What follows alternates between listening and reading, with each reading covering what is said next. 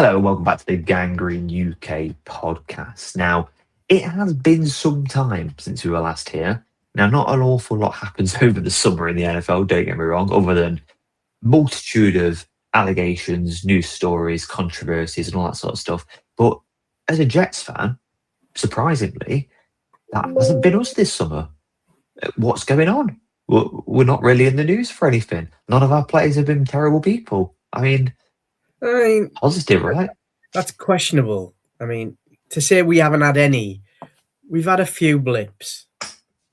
All with the same person. I mean, Gino, stay out of the car and don't go back to Florida. That's all I'm saying. Do not do it. Yeah. Stay away from Florida. No, I choose to believe we've had nothing. That video was AI. That's the next thing, isn't it? Everyone defending It's good to be with back AI. in it. It's good to be back. I love being back. No, look, here we are. It's the end of July when we're recording this. Pre-season games are 2 weeks away. Training camp started a few days ago now, and we have something to talk about. We have some NFL news to talk about.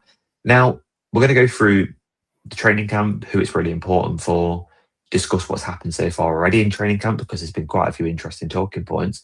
And I was going to reference comments that Fireman Ed is claims that Robert Saleh said about week one. And I actually might start with that because I thought this was quite interesting. So Fireman Ed it was actually a friend of the show, Jake Asman. It was a show he was doing, and Fireman Ed said that Robert Saleh wants to beat our arse in week one. I mean, Rob Saleh's always liked a bit of ass, so he played a few ass players for our team. So now, do you know what? If he didn't say that, I would be worried for him. Yeah, sure. Do I think they're capable of doing it? I don't know. I think it's probably going to be one of the most evenly matched games of unknowns I've ever seen in my life, because who knows what Tennessee are going to be. I mean, currently they have 11 Jets on their roster. They are the Tennessee biplanes. I've had multiple jokes with Tennessee fans that they're now called the New York Titans. I went, sorry, we had that name first. Then again, you're the Titans. That's what you do. Just change names and move cities. So, yeah, I don't know. I'll be honest. I'm very much looking forward to week one. It's going to be epic. Just seeing New York fans come together in the Music City, turning it green, is going to be epic. And then we've got the massive takeover in London, turning London green. It's going to be epic. Week one is going to be the start of an amazing season. I like the positivity. Now, a bit later in the summer, we are actually going to do a bit of a pre-season sort of preview into all of the fun things that are happening. But we're a little bit early for that yet. But I don't know about you, I haven't briefed you on this or spoke to you about this, but my fantasy draft, I know you play fantasy, right? But my fantasy draft's on the 8th of August. So I'm already trying to get dialed in, right? I'm looking at training camps. I'm looking at mock drafts. I'm planning. You know, I got knocked out in the wild card. No, not the wild card round. The second round of the playoffs last year, right? I'm back with a vengeance. I need to bring home the Lombardi, and we do get a Lombardi, by the way. We get a ring. It's all very official. Nice. Give me some hope that I'm gonna have a good year this year. Give me some Jets players that I should be aiming for, or should I be aiming for? To be honest, I mean, I know the one that you're going to be aiming for, and I think it's the right idea. I've had him every year that we've done this league. So yeah, G5 is. I mean, I would go for Sadiq as well. I like the more and more I see the way he's integrating. I just think our tight end room is probably one of the most rounded tight end rooms in the league, and it's not biased because we've had the same players. They've just slowly getting better, and I think Mason Taylor, Kenyon Sadiq, and Jeremy Ruckett, they all bring something unique, but they can all do multiple things. They're not one-dimensional. So it's going to be an interesting camp. I mean, I'm just happy that Sadiq's kind of back in practice and not showing any issues from the hernia. Yeah, I mean, that worried me. So he's had more touches today as we speak. So it's 30th of July we're recording. He's had more touches today. He was linking up with Cade Klubnik yesterday. I mean, Cade Klubnik is someone we want to talk about because his first 7-on-7 completion to Sadiq was a weird one because it was flukily sort of intercepted as it popped up to Michael Walker. But the whole thing about Cade is that he's been really good this camp so far. Like, he looks really good, and I think it's an interesting one because we were talking about it off camera. But do you think that Cade has a chance to be QB2 like week 1, or is it just ease him in? We're in training camp. Let's not get too excited. But I mean, I think you can kind of look at it and go, like, with Geno, he is pretty versatile. He's like, he doesn't go down often. It's not like he's plays 3 out for 2 type thing. And if Cade continues the way he's going, he will be 2. And like I said off camera, if Cade is 2, Bailey Zappi is not on this team. So if Zappi is not 2, I don't think he features on the team at all. And then we roll with Brady Cook in that 3 kind of scout team QB. But Cade Klubnik, for me, can be QB2. So I'm going to read you the stats from today. These are the quarterback stats just from today. Thank you to Zach Rosenblatt for these. So Geno is 3 for 4 in 11 on 11 and 3 for 4 in 7 on 7. Cade Klubnik was 6 for 7 in 11 on 11 and 3 for 4 in 7 on 7. So they did really well, right? And Geno got sacked 4 times, I think, officially. David Bailey got 3 of them. I mean, David Bailey's had a really good day. Obviously, pads aren't on yet. I think most people know that, but it's worth just putting in here for those who don't know that. Pads aren't on yet. So a sack isn't that Geno's on the floor after David Bailey running through him. It's you got a swift high five. Yeah, it's just a little tap like, there you go, I got you. But it's against the first team O-line as well. So definitely positives for David Bailey doing so well today, getting 3 sacks and being an absolute menace. Aaron Glenn has said that he's everything that they expected him to be. He's really exciting, and they're really excited to get pads on him. So that's good. Yeah, 100%. Like, you've got to feel good with. I mean, obviously, through last season, you know that I did my lens where I use an algorithm to pick players as opposed to just watching film and looking at stats, which the Jets have announced that is a large part of how they're doing their scouting now. Not that I was in the know, guys, but it's been coming a while. I'm not going to lie. Of course not. And I've just looked back there, and I actually had Cade Klubnik as QB3 on that list. He didn't sit at 3 on my final, just because I kind of put a couple of players ahead. But I had him as number 3. And then the only 2 above him that I had were Mendoza and Ty Simpson. Which, when you think about it, that was kind of guaranteed. So I had him down as a situational guy in his first year because of just we didn't know what we were fully getting following his season, and a developmental starter with a prediction of QB2 at whatever team he landed at. And at the moment, that's showing exactly where he is. So he needs to be managed. We have to control what we put on him. But I'm comfortable with him being QB2. I kind of think it also depends how good the Jets are this year, because, I mean, reference point by the way, I had him at QB6 in college coming out, but do you know what? It does really depend how good the Jets are this year, because if we're, a 7-win team, an 8-win team, he's not going to play, I wouldn't have thought, because I think that we will be in meaningful games towards the end of the season, which I forgot what they are, to be honest, a meaningful game in December, but not to be overly negative. If we're a bad team, right, and we're, 2-3 wins by December, give him a go, try him, because ultimately you're then going to make a big decision for the franchise. Do you take the quarterback, where everybody says you're going to take the quarterback, you need a quarterback, all that sort of stuff, or you just take generational prospects at other positions, like e.g. Jeremiah Smith, and go, right, let's lock up probably one of the best wide receiver prospects of all time next to Garrett. You want to be open. You want to go into these decisions with an open mind and not have to just take the quarterback. And if Cade can be that guy, then you don't have to. But it's also a lot of pressure to put on a guy that got picked where he did. So we will see on that one. Now, there's a post-practice conference sort of gone on, and Aaron Glenn's been asked a couple of questions. Now, there's one I really want your thoughts on, because although the Jets, barring Geno Smith's silly driving, has been fairly quiet this summer, the rest of the league hasn't been. Now, a player that potentially hadn't really worked out so far in the NFL, but did have a lot of talent, Terrion Arnold, has found himself without a team. Now, Aaron Glenn was asked about this today, and his response was, we're always going to look at guys that we think can help us. We do our due diligence. That doesn't mean we're just going to bring everybody in.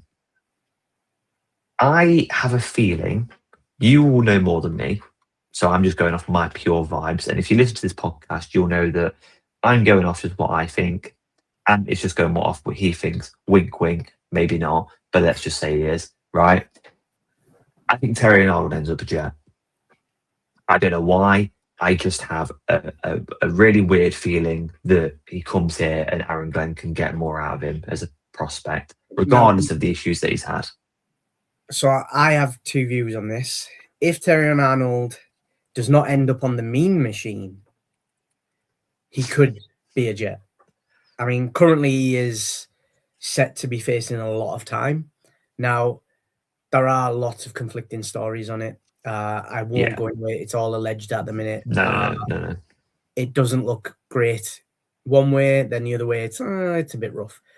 Now, for the Lions to sever ties straight away, everyone's like, oh, that must mean it's really bad. He hasn't performed to the level of that contract that they give him. No. This was the best way for them to get out of that contract without paying him the rest of that money. It was great business. Now, if it clears up, I don't think anything is going to happen with Arnold until at least the deadline, I'll be honest. I think there's a little bit too much heat around the story at the moment. Could Aaron Glenn do something with him? Yes, I wouldn't be against it.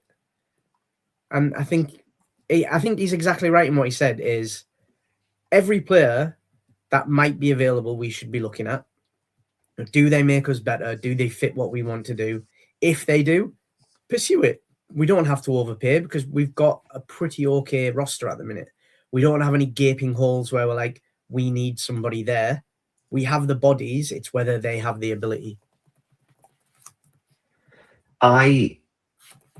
It's a very difficult conversation. Obviously, if you want to know what's going on, you can Google it. We're not going to talk about it here, but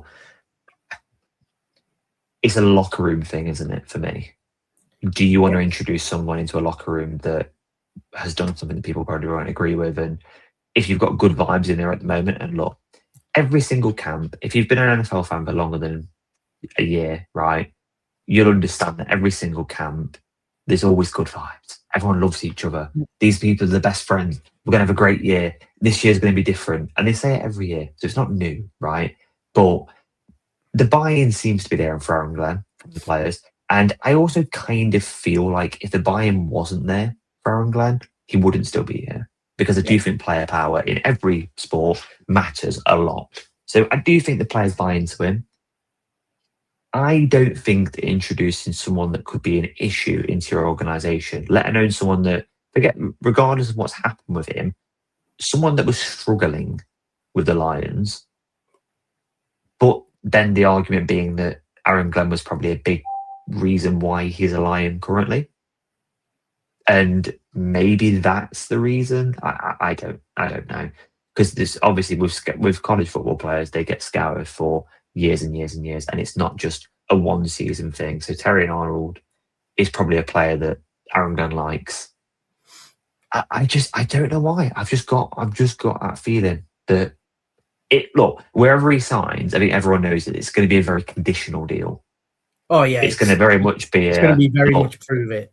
100%. Look, you are here, but if anything comes of the Chargers, if anything comes of this, your contract is gone straight away. End of story. We're cutting ties with you. Now, if it comes out and you're okay coming out of this, you'll stay here. But he's going to be a 1 year prove it deal, and that's the most he'll get. I'll be honest, with the teams looking at him, I have us ranked as number 3 as his best option for the style of his play. So we would have to outbid people, and I just don't know if we will. Like Texans, Colts, Seahawks, and Jets. I mean, you're going to want to go to Seattle as your number 1 because, let's face it, he would do well in that kind of smash him defense where it's not so much about picks and everything like that. And I would probably think he would do well in the Colts. And let's face it, they're going to need somebody to cover Sauce when he goes down. So I would put us like third of the 4 there. But it's one of those, like you say, at the moment, until this case progresses a little bit, I'm on the thing of he's going to the mean machine. We will see him never. But if he does get away from that, we'd be remiss not to look at him. It would be a bad idea not to look.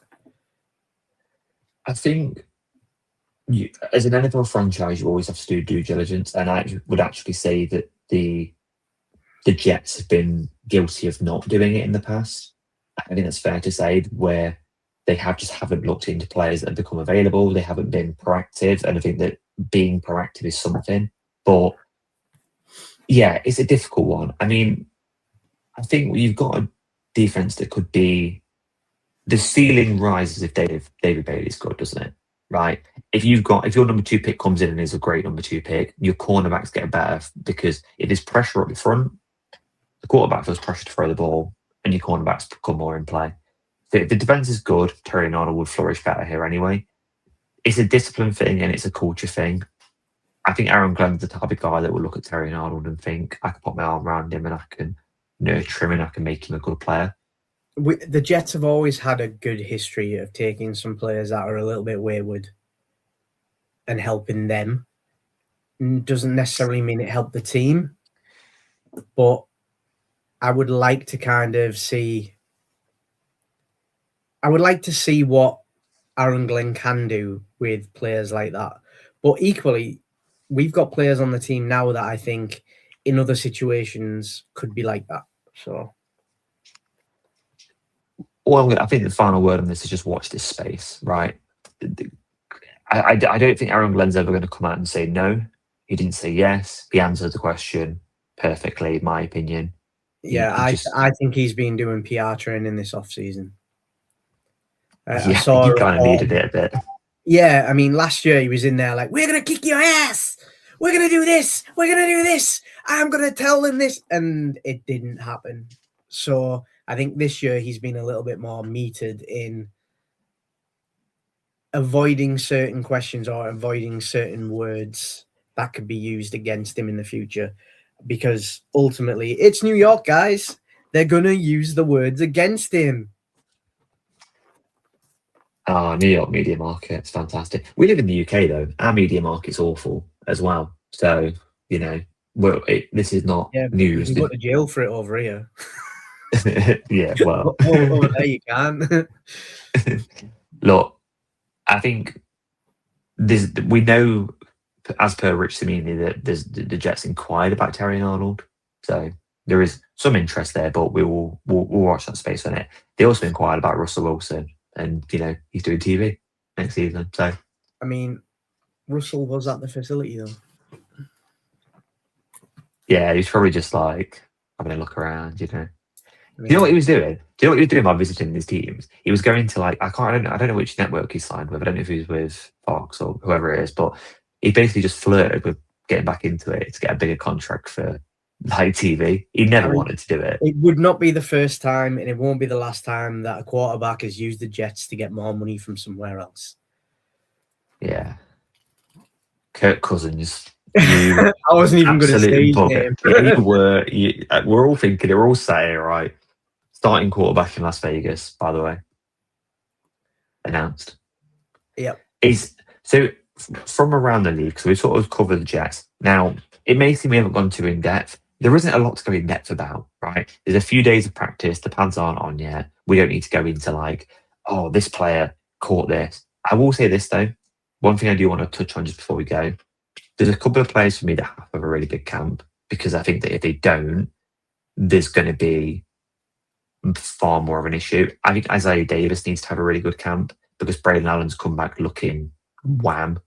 And if he's up there, then I think Davis won't get cut, but I think it'll be RB3. And I think in this system, RB3 means that you won't see the field a lot, because we've gone for the last couple of years that RB3 does get a lot of touches, but I don't think they will in the issue system for this being year. is Nwagnu is going to be a returner. I don't see us keeping 4 running backs. I think, yeah, I mean, Kenny's great, isn't he, for being a returner? Although the returner option is different, and Kenny's obviously had his issues with injuries as well. So it's certainly an interesting one. And Andrew Beck's back in the fullback position, which we know we're going to do some tight end sets with a fullback, because it's Frank Reich. That's how he plays. He loves doing like 22 personnel. He is going to kind of play the game very, very interesting. So I'm glad you brought up like Davis and Allen, because obviously that dynamic changed the minute Breece re-signed, which Breece is happy and hungry. Everybody around Breece is happy and hungry. That it was one of those, we spoke about it. Would we be upset if we signed him? No. Would we be upset if we lost him? No. I think I'm happier that we re-signed him than I would have been if we'd lost him now. But I think I'm more happy because we're seeing that hungry Breece Hall ready to show us what he can do, which, God, we've been waiting for that for what, 4 years now? I think the trepidation I had about Breece was just the comments he was making, because it seemed like he didn't want to be here. And I think my argument was probably similar to yours, which was just, I don't want anyone that doesn't want to be here. Yeah. I don't care who you are. I don't want players that don't want to be here. Now we got that bag.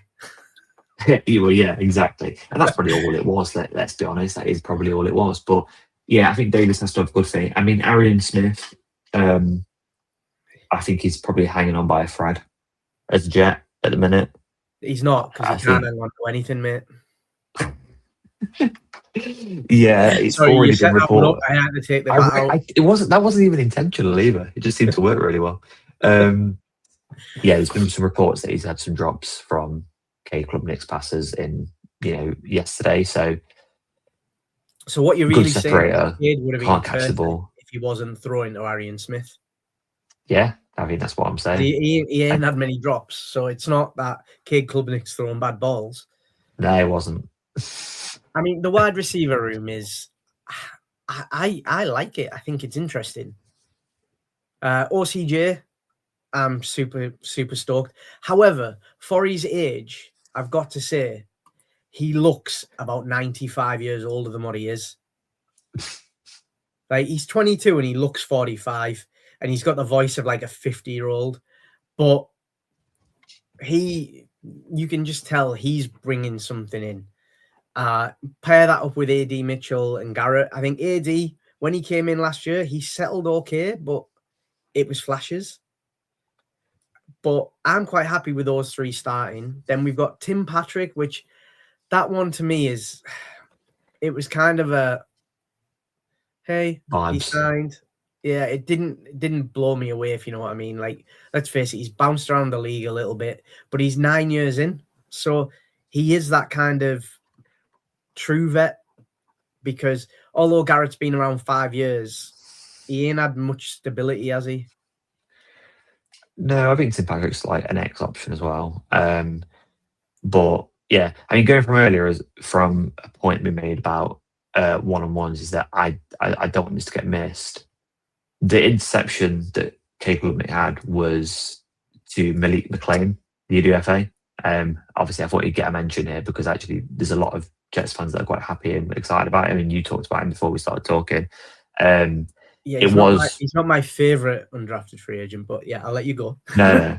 I've seen a clip online. It was wasn't the best clip, but yeah, essentially he tried to force it into a tight window to Millie McLean, and then it was tipped up into the air, and Michael Walker got an interception. So that's really the only problem that he had yesterday, and it seems like he's not really had those problems today. But talk about you, boy. Come on, I have to let you. It's one of those when we're looking at that wide receivers and we want to look at the UDFAs. The one that I was really happy that we picked up, and it's only because we got to see him last year at Rutgers, and it's DT Sheffield. I mean, he was genuinely in the game that we watched. He was an absolute bright spark. Do I think he's going to be a starter at the Jets? Probably not. He's 25, so he is on the older side. He's 5'7", so he's going to only probably play the slot. But he's got solid hands, which is what Arian Smith doesn't have. And he plays well. He plays hard. So I'm excited to kind of follow him along. I think he might end up being scout team, but we'll see. There's nothing wrong being scout team NFL. It's still, he's still getting paid to play football, isn't he? So exactly. No, I think we've covered quite a lot of bases. I've talked about camp, and we've talked about things that we're excited about, things that might happen, might not happen. But look, when we get to this type of time of year, we're easing into it.